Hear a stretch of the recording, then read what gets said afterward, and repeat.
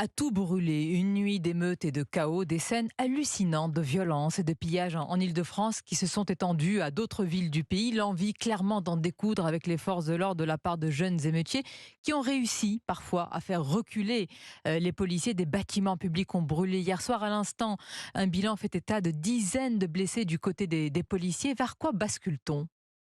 On bascule vers l'habitude qui est celui du rapport de force et de la violence pour traiter des problèmes de société. Ce pays est un pays qui ne connaît pas la négociation, qui ne connaît pas la discussion, qui l'a peu à peu perdu de vue. Ça s'est dégradé de ce point de vue. Et donc, tout est rapport de force. C'est rapport de force avec les gilets jaunes, c'est rapport de force avec les retraites. Et c'est l'idée même que seule la violence peut amener l'État à discuter. Et c'est l'idée aussi pour l'État qu'il faut éviter à tout prix la mort et que mieux vaut beaucoup de casse qu'un seul tué. Et quand le problème commence par un mort tragique, dans ce cas précis, évidemment, l'idée générale est d'une sorte de surcompensation, donc de défoulement général qui peut permettre ce qu'on entend ici et là, le mot apaisement. Le mot apaisement, c'est le mot d'après. Mais ce n'est pas le mot de pendant, et c'est le mot qui essaye de rattraper un phénomène qu'on vient de subir plutôt que de le traiter. Le mot de ce matin, vous avez raison, c'est le mot de chaos, et c'est la crainte du spectre de 2005 qui est dans toutes les têtes.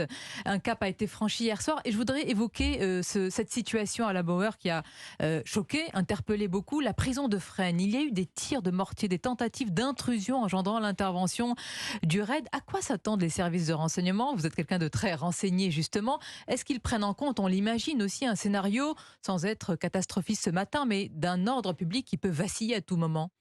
Vous l'avez cité vous-même, 2005. 2005 est l'élément de référence dans les têtes.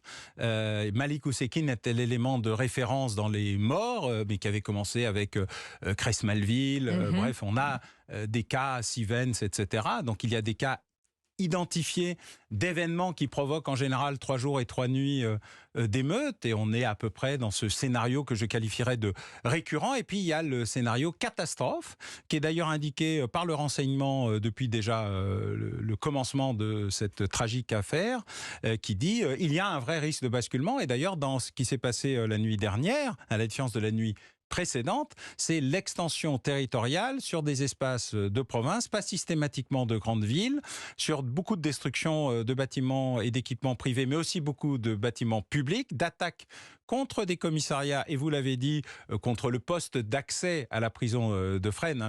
Je reprécise, ça n'a pas été une tentative d'attaquer le mur d'enceinte, mais il y a une problématique qui est aujourd'hui la confrontation, parce que pour une partie de ceux qui veulent en découdre, la police, les services publics, l'ordre républicain, c'est pas l'ordre républicain, c'est une autre bande, et il y a un conflit territorial de contrôle des espaces et du territoire à partir d'un événement. Mais qui fait la loi ? Qui les a générés.